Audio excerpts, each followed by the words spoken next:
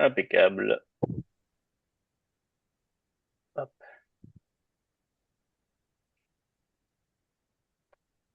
Eh bien, bonjour à tous. Merci d'être présents pour ce webinaire retour d'expérience où on a aujourd'hui avec nous donc Cécile Dupire et Reza Mohamed du pôle Léonard de Vinci qui viennent nous présenter un petit peu le format qu'ils ont utilisé cette année et puis qui a été aussi mis en place sur les années précédentes. Donc, l'idée de ces formats-là, pour rappel, c'est de faire intervenir des utilisateurs de ChallengeMe pour leur permettre de partager leur expérience et de d'exposer le contexte d'utilisation euh, et comprendre un petit peu comment ChallengeMe a permis de mettre en place certains scénarios pédagogiques. Donc, ce sera un format assez court, hein, c'est 30 minutes généralement, et après, vous avez la possibilité de poser vos questions et du coup, Cécile et Reza pourront vous y répondre. Je vais commencer juste par une courte présentation de Change Me. Ça va durer 5 minutes pour vous permettre de comprendre un petit peu le contexte et ce qu'on propose pour ceux qui ne nous connaissent pas. Donc nous, on est une solution d'évaluation et de feedback. On est intégré aux principaux LMS, Moodle, Blackboard, Brightspace. Donc il n'y a pas de login ou de mot de passe pour se connecter. On y accède directement comme n'importe quelle autre activité qu'on ajoute dans un cours.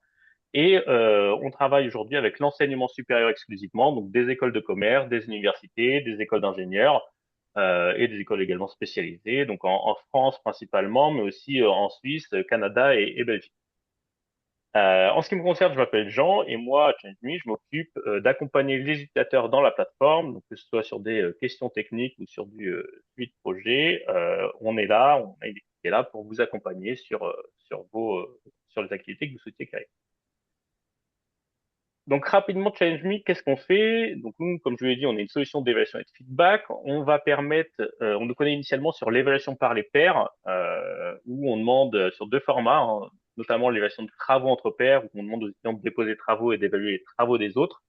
Il y a plusieurs bénéfices à tout ça. On l'utilise beaucoup pour permettre aux étudiants de développer leurs compétences techniques en découvrant les travaux des autres, en recevant du feedback sur ce qu'on a produit. On peut s'en servir également pour produire une note si on estime que les étudiants sont assez matures pour évaluer les travaux des autres.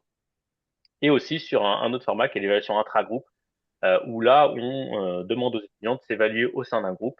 Donc, si je suis dans un groupe de 5, j'évalue mes 4 camarades et je m'auto-évalue sur des critères comportementaux. Ça peut être la communication dans le groupe, la capacité des autres, l'esprit critique, la conscience, d'être conscient des objectifs communs, etc. Euh, donc ça, c'était les deux formats qu'on adressait. Et puis, on a fait évoluer un petit peu tout ça avec un système de phase qui permet maintenant d'adresser un petit des cas d'usage un peu plus diversifiés en intégrant également l'évaluation par l'enseignant si on le souhaite et en permettant maintenant à ceux qui le souhaitent de créer les scénarios d'évaluation et de feedback souhaités. Donc là, ce que vous voyez sur cette slide, c'est des cas d'usage qu'on adresse. Donc j'ai parlé de l'évaluation intra-groupe et de l'évaluation de livrable. On peut également faire de l'évaluation de présentation. On vous demande aux étudiants d'évaluer les étudiants ou les groupes qui présentent en classe directement. Donc là, on va se servir de ChallengeVue comme un outil d'engagement. On peut également faire de l'auto-évaluation, permettre aux étudiants de développer leur réflexivité sur leur contribution à un travail de groupe, par exemple, sur un livrable ou sur une compétence, peu importe. Ça peut notamment être utilisé dans le cadre de scénarios où on va développer le journal réflexif, par exemple. On peut faire de la coévaluation, c'est le fait d'être évalué à la fois par différentes typologies de correcteurs, donc des étudiants, des enseignants, pourquoi pas des professionnels externes également. C'est des formats qu'on voit de plus en plus. On peut également demander aux étudiants d'évaluer la qualité des feedbacks qu'ils ont reçus, donc leur permettre de prendre un moment pour réfléchir à la qualité des feedbacks reçus et permettre aussi de valoriser les bons correcteurs. Ça va permettre de générer une note sur la qualité des feedbacks donnés et des notes données. Et puis on peut également faire des évaluations des enseignements, donc permettre aux étudiants d'évaluer et de donner du feedback sur les cours qu'ils ont reçus. L'idée, c'est que les enseignants puissent accéder à ces retours-là pour comprendre les points forts, les axes d'amélioration, etc. Donc voilà, ça, c'est un petit peu les différents cas d'usage qu'on va pouvoir adresser. Et donc techniquement, Challenge Me, comme je vous l'ai dit, ça va fonctionner avec un système de phases, c'est-à-dire que vous allez avoir différentes phases que vous allez pouvoir mobiliser. Donc les phases, vous les voyez sur cette slide-là. Vous avez des phases de dépôt, des phases d'évaluation de travaux, des phases d'évaluation des membres du groupe, d'auto-évaluation, etc. Et ces phases-là, faut les voir un petit peu comme des briques que vous allez pouvoir assembler pour créer le scénario souhaité. Donc vous allez pouvoir faire des scénarios très simples notamment, on a des scénarios qui sont disponibles sous forme de template avec des phases qui existent déjà, avec des configurations qui sont déjà existantes. Vous avez juste à modifier après les configurations souhaitées, ou alors le laisser tel quel et inscrire juste les participants et inscrire les dates. Euh, donc là, vous avez par exemple les versions des membres du groupe, vous avez les versions de livrables disponibles en modèle, vous avez les versions de présentation orale également. Donc ça, c'est quand on veut créer des challenges très rapidement. Ou alors, vous avez la possibilité aussi de faire du sur-mesure, c'est-à-dire que vous allez mobiliser les phases souhaitées, vous allez pouvoir créer ainsi le scénario d'évaluation qui vous intéresse. Donc là, j'ai un exemple où les étudiants doivent déposer un livrable, ensuite ils reçoivent du feedback de la part de tuteurs et d'autres étudiants, et on leur demande de s'évaluer au sein d'un groupe. Ils sont enfin évalués par un jury lors d'une. Voilà, juste une slide pour illustrer le fait de pouvoir mobiliser différentes phases et de mobiliser aussi différents types de correcteurs dans un même scénario. Je vais m'arrêter là sur l'utilisation la présentation de Challenge Me. Si vous êtes intéressé par tous les cas d'usage qu'on adresse et avoir une présentation plus poussée de la plateforme, on fait un webinaire à la fin du mois, si je dis pas de bêtises, c'est le 28. N'hésitez pas à vous inscrire si vous souhaitez en savoir. Je vais maintenant laisser la parole à Cécile et à Reza, qui puissent vous présenter un petit peu, eux, le projet qu'ils ont lancé. Donc, Cécile et Reza, je vous laisse vous présenter. Bonjour, je m'appelle Cécile Dupire, je suis responsable de l'ingénierie pédagogique au niveau des soft skills, c'est-à-dire que je vais m'occuper de tous les modules soft skills. On a un programme assez large au pôle Léonard de Vinci pour les 3 écoles qui sont les SILB, le MLV et l'IIM, et aussi des modules qu'on appelle spécifiquement les hackathons, qui portent sur des problématiques de développement durable RSE. Et moi, je vais m'occuper aussi de toute la partie dynamique ingénierie pédagogique à viser dans l'enseignement soft skills pour les étudiants. Merci Cécile et Reza, du coup, je te laisse te présenter. Alors, Reza, t'es en mute. Excusez-moi. Donc, je disais donc, je suis Reza Mohamed, je suis coordinateur scolarité au département des soft skills. Je gère toute la coordination entre les différentes scolarités des 3 écoles et la mise en place logistique de nos modules, dont les hackathons. Voilà, tout ce qui est la gestion pré, pendant et post-module, c'est-à-dire la préparation de nos modules, la mise en place des supports sur DVL, la récupération des notes une fois que les modules sont terminés, et puis voilà.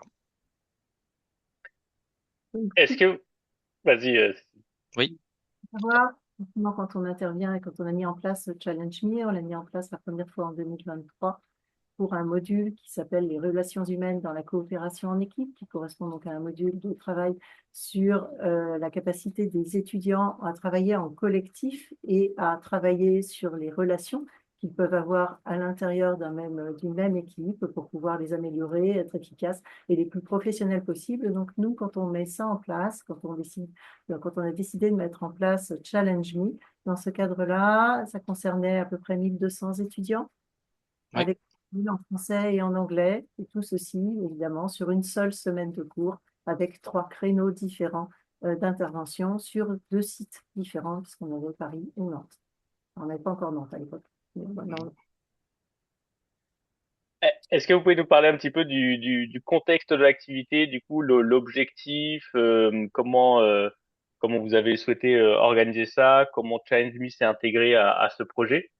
Oui, tout à fait. Donc, l'objectif de ce module est vraiment de les faire travailler sur la coopération en équipe et donc d'être capable de s'approprier une réflexion sur qu'est-ce qu'une bonne équipe, qu'est-ce qu'une équipe qui fonctionne bien, quelles sont les bonnes relations interpersonnelles qu'on peut mettre en place dans ce cadre-là.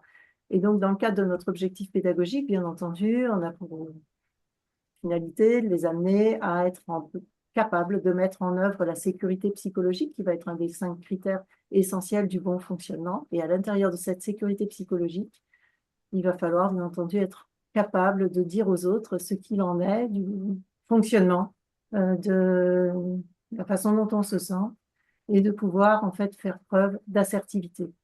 Et c'est donc dans ce cadre-là qu'on a décidé de les former de façon la plus efficace possible et la plus expérientielle possible au feedback et de faire appel à Challenge Me. Alors, Comment est-ce qu'on fait? On a voulu dédier certaines phases du module à la mise en œuvre du challenge, de Challenge Me, à la mise en œuvre du feedback, en leur demandant de s'exprimer sur différents éléments et en assumant systématiquement ce qu'ils avaient à dire. C'est-à-dire qu'on a une première phase de feedback qui va être un feedback rédigé par chacun des étudiants pour chacun des membres de son équipe, plus un feedback sur lui-même. Ce passage-là, il est assez chronophage, c'est ce qu'on a constaté, on avait été un petit peu ambitieux. C'est-à-dire que quand on demande aux étudiants de réfléchir sur plusieurs critères, de formaliser réellement ce qu'ils ont à dire, de le mettre par écrit et de se dire que ce qu'ils vont écrire va être pris en compte d'abord par l'étudiant, les autres étudiants, les autres membres de son équipe, à travers d'abord une lecture. Cela suppose de leur accorder un certain temps de réflexion qui prennent en considération le fait que un feedback peut être mal interprété, donc il faut être extrêmement précis, il faut être le plus factuel possible, le plus sensible possible aussi à la façon dont l'autre pourrait le prendre. Et donc, on les a amenés à travailler autour de cette formalisation, cette présentation et le fait qu'ils devaient totalement assumer ce qu'ils disaient, c'est-à-dire qu'il fallait qu'ils signent leur feedback. C'est vrai que ça, c'est une spécificité du projet que vous avez mis parce que sur donc le format que vous avez utilisé, donc vous aurez compris, c'est l'évaluation intra-groupe, donc les étudiants qui évaluent chacun des membres de leur groupe. Et c'est vrai que généralement, ce qu'on voit dans ce format-là, c'est un format anonyme dans le sens où les étudiants vont pouvoir découvrir leur feedback et leurs évaluations, mais de façon anonyme, c'est-à-dire qu'ils ne savent pas par qui ils ont été évalués. Et là, De Vinci, sur ce projet-là, on souhaitait du coup lever l'anonymat, et c'était une vraie volonté de leur part, hein, si je dis pas de bêtises, Cécile, pour permettre, alors là, je te laisse peut-être développer cette partie-là, parce que c'est pas plus à même de le développer, sur la volonté d'assumer, hein, c'est ça, côté étudiant, ce qu'ils disent. En fait, ce qu'on veut de la part de nos étudiants, c'est une parole posée, une parole dans le respect de l'autre, dans le respect de la façon dont ils ressentent les choses, donc le respect de soi et le respect d'autrui. On veut une parole totalement assumée, qui soit le plus efficace possible. Et donc, en fait, vraiment, le rôle du feedback pour nous est le plus simple finalement. Donc, c'est de leur dire tout ce que vous allez écrire va pouvoir être commenté ensuite. Vous allez pouvoir réexpliquer pourquoi vous avez écrit ces éléments-là aux autres. Vous allez pouvoir réajuster parce qu'il se peut que la personne en face ait mal perçu ce que vous aviez envie de dire. Et ça vous permet de voir à quel point votre parole doit être structurée, doit être précise et à quel point elle mérite aussi d'être discutée. Et ça va vous permettre de bénéficier du retour aussi de la personne qui a reçu le feedback, qui va pouvoir vous dire ce qu'elle pense de ce feedback, comment est-ce qu'elle va pouvoir l'exploiter, ce qu'elle va en faire, ce qu'elle décide d'en faire, comment elle l'a vécu. Et finalement, comment est-ce qu'elle peut, elle aussi, ajuster le feedback qu'elle vous a fait, éventuellement, puisque ça a été un premier moment d'échange. Donc, en fait, Challenge Me, c'est pour nous un support dans le cadre, excusez-moi, dans le cadre d'une formation autour du feedback. Donc, comment est-ce que je peux réellement exprimer quelque chose avec vous. Et du coup, ce feedback que les étudiants se donnent, il se donne enfin, en synchrone, c'est-à-dire en présentiel. C'est pas en amont où vous leur demandez de se donner du feedback, c'est en présentiel pour qu'ensuite ils puissent découvrir également leur feedback à ce moment-là. Ils découvrent en temps réel, hein, si je dis pas de bêtises. Idéal. En fait, on s'est aperçu que ça prenait beaucoup de temps. Donc, effectivement, dans le schéma idéal, qu'on n'arrive pas toujours à mettre en place, et on a quelques intervenants qui sont là et qui vont pouvoir effectivement en parler. Mais donc, l'idée, c'est vraiment, on le fait en séance. Et ça nous est venu au fur et à mesure. Au départ, en 2023, on s'est dit, on va prendre 10 minutes pour faire ça. Autant dire qu'en 10 minutes, on n'a pas réussi à mettre en place tous ces éléments. Ils ont rédigé leur feedback, mais ils ont découvert après ce que les autres avaient écrit et ils étaient priés de tout lire et on en reparlait le lendemain. Bon, sauf qu'ils avaient eu le temps finalement soit de ne pas regarder, parce que c'est quand même des étudiants et quand on les a pas sous la main, on n'est pas toujours sûr qu'ils vont mettre en place ce qu'on leur demande de faire, surtout quand ils ont d'autres cours par ailleurs et que donc ils ont aussi autre chose à faire.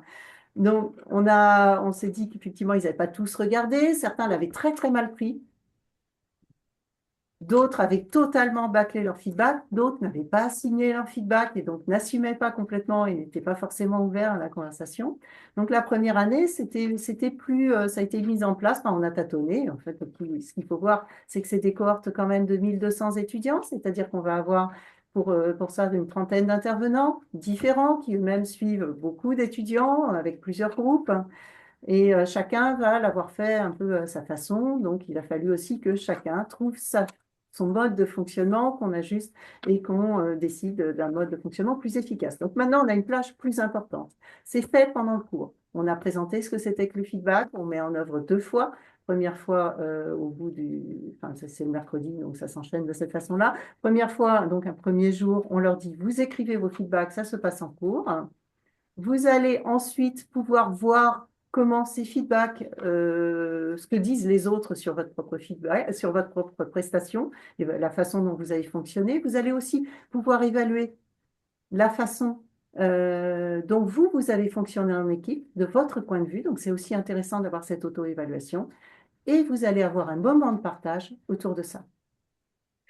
D'accord. Et du coup, est-ce que dans le fait d'avoir ce système-là, à savoir que les étudiants puissent découvrir, dès qu'ils reçoivent un feedback, finalement leur feedback et de le faire en présentiel, est-ce que vous constatez une meilleure peut-être enfin, réception des feedbacks de la part de ces étudiants et aussi le fait d'avoir l'anonymat levé? Est-ce que du coup, les étudiants sont plus, on va dire, s'appliquent davantage dans la rédaction du feedback? Qu'est-ce que vous avez pu observer par rapport à ça?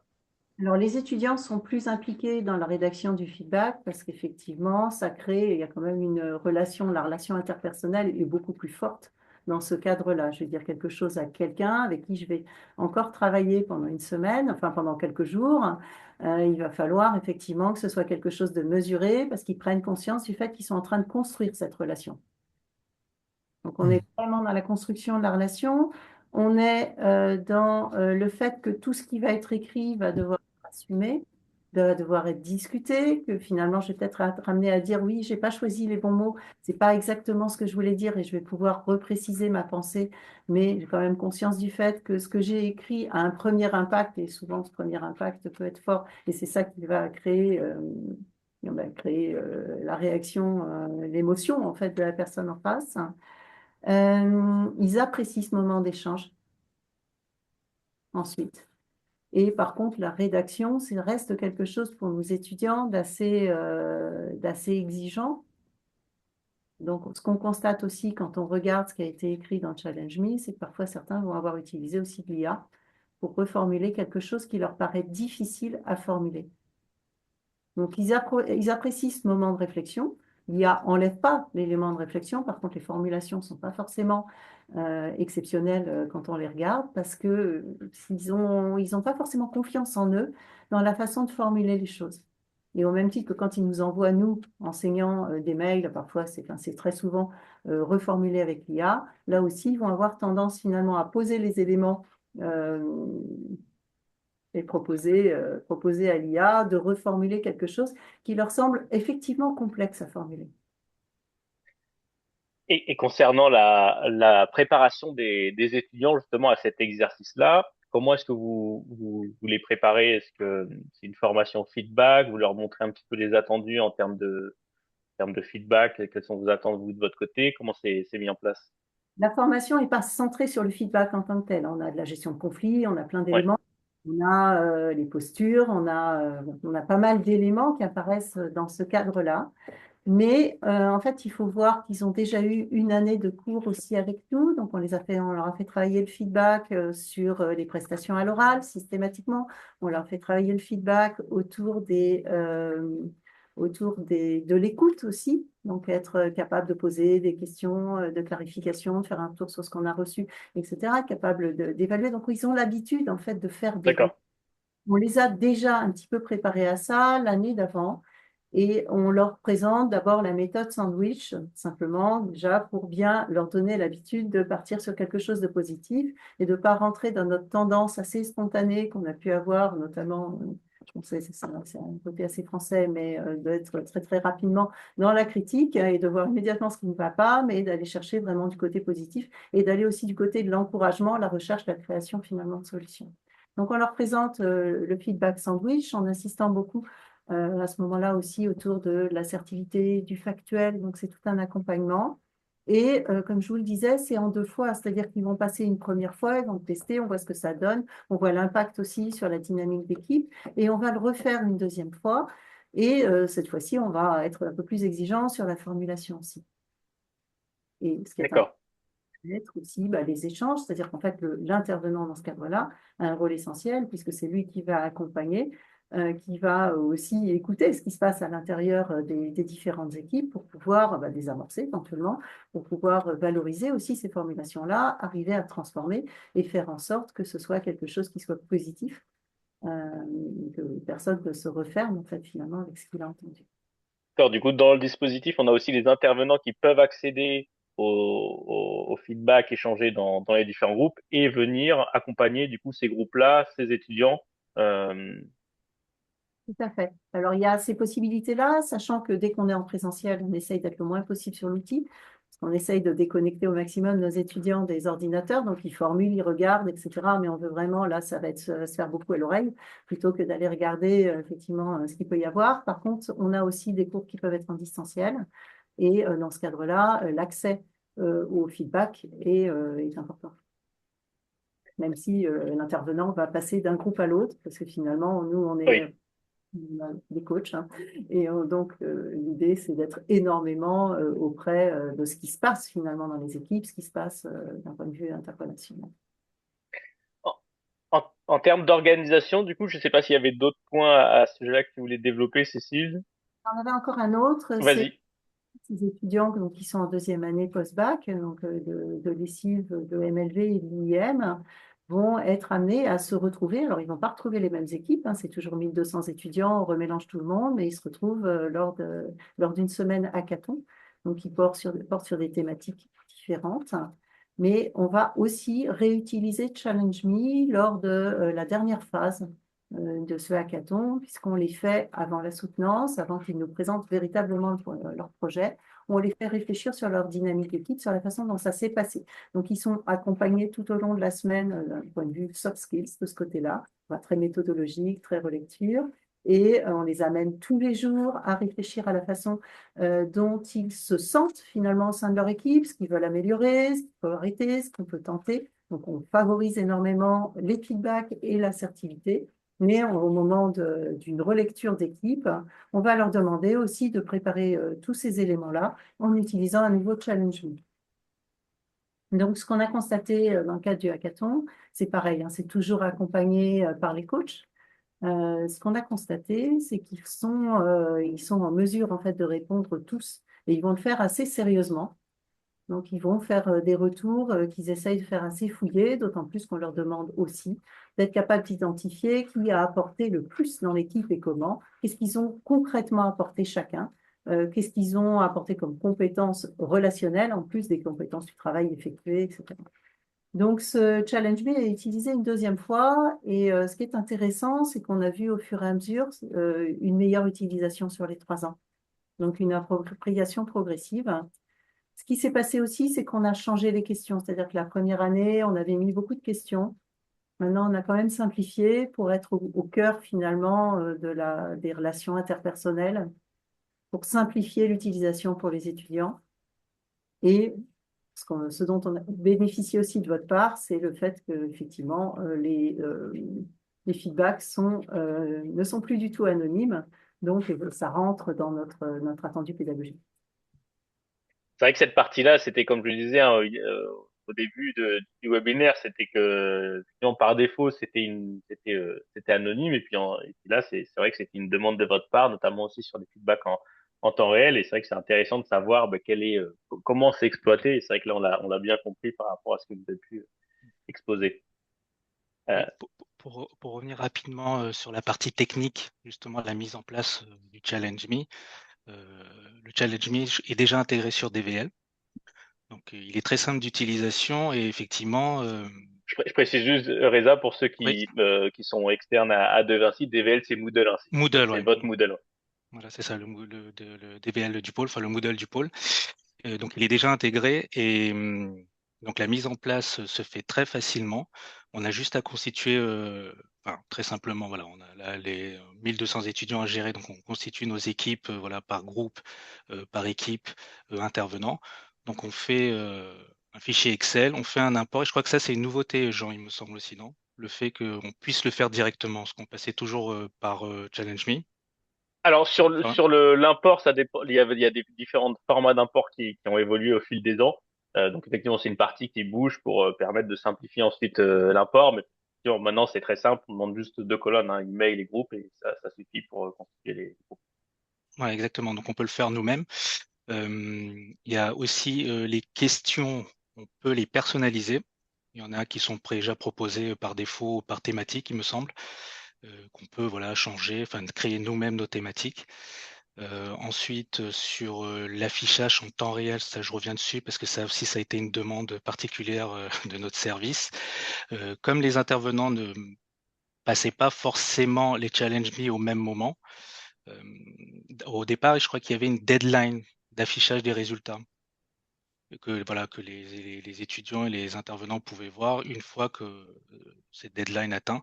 Et là, on a fait une demande d'un affichage en temps réel, c'est-à-dire que dès qu'ils ont terminé et envoyé leur feedback, qu'ils puissent le voir tout de suite, instantanément, auprès voilà, de leur groupe. C'est bien ça, Jean? C'est ça, Tu es d'accord? tout à Mm. fait, effectivement, puisqu'il y avait initialement, tout le monde découvrait les résultats au même moment.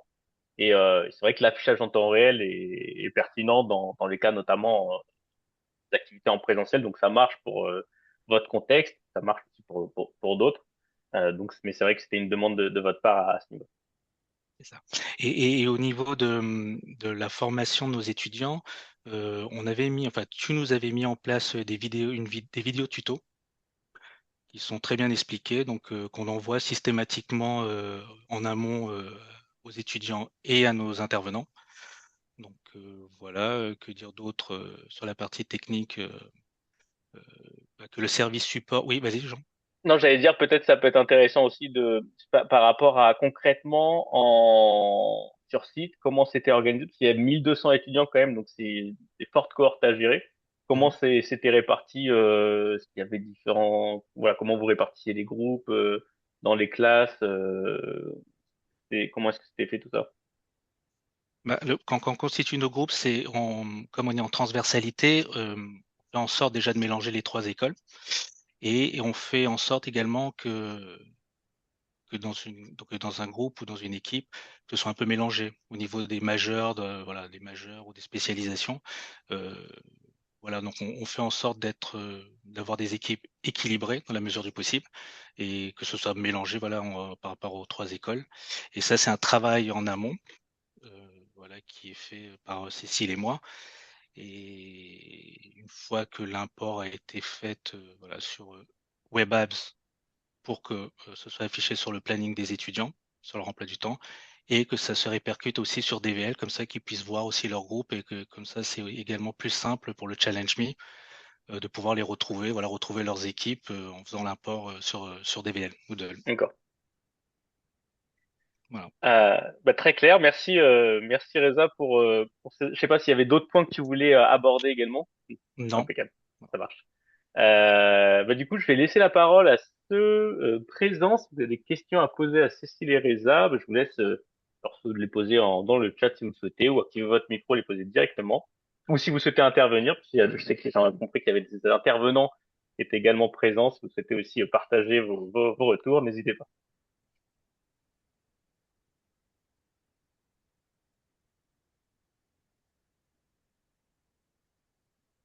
Alors, Christelle dit que c'était clair. Merci Christelle.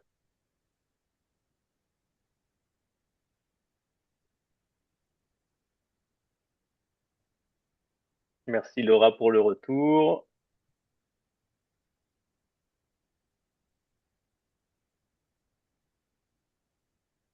J'ai l'impression qu'il y a pas de questions pour le moment. En tout cas, il y en aura peut-être par la suite. Donc, n'hésitez pas si jamais vous souhaitez poser des questions à Cécile et à Reza à nous les envoyer. On les relaiera. Il n'y a aucun problème. Si vous avez des contacts en direct, évidemment, vous pouvez les contacter. Mais sinon, voilà, n'hésitez pas. Il y a des questions qui viennent par la suite. Donc, vous pouvez nous contacter à ce niveau-là si besoin. Encore un grand merci à Cécile et Reza pour votre retour. Du coup, ce sera disponible en replay sur le site. Donc, si vous souhaitez le partager par la suite, vous recevrez le lien juste après. Et c'est vrai que nous, ces formats-là, on aime bien les mettre en place. Ça permet vraiment montrer différents contextes d'utilisation avec le pourquoi, quels ont été les bénéfices après. Et il y a les mieux placés pour parler de tout ça sont les utilisateurs. Donc, un grand merci à Cécile et Reza. Je vous souhaite du coup à tous une Merci bonne Jean. journée et un bon appétit. Je peux me permettre de rajouter juste un Oui, petit bien point sûr, allez-y. très rapide, c'est qu'en fait, c'est un outil qui est très très bon sur le fond, très pédagogique et très utile pour leur vie d'étudiant, dans les projets qu'ils ont à faire, dans leur future vie professionnelle, parce que c'est aussi ça notre objectif. Donc ça, c'est très bien. Après, sur la mise en pratique, la mise en œuvre, c'est un peu lourd parce qu'il y a beaucoup de critères. Comme le disait Cécile, ils peuvent utiliser l'IA et c'est assez chronophage. Donc je ne sais pas si on peut réfléchir à une utilisation qui soit peut-être plus simple, moins chronophage, avec peut-être moins de critères.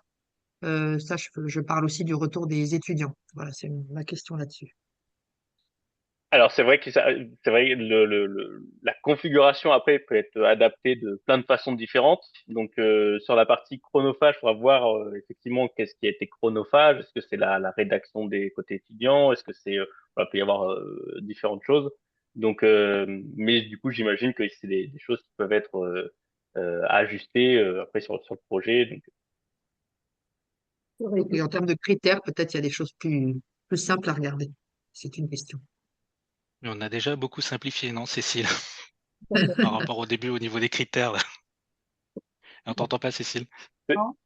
Ah, Il y a une tendance aussi très étudiante, enfin, outre le fait, le côté chronophage, effectivement, et il faut un espace pour ça.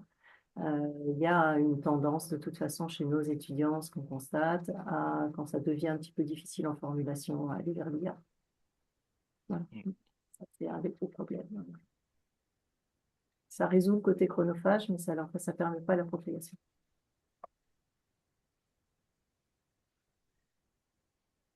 eh bien, merci, merci en tout cas Clotilde pour le retour. Bien, de nouveau une bonne journée du coup et à bientôt. Au Merci, bonne revoir. journée. bonne journée.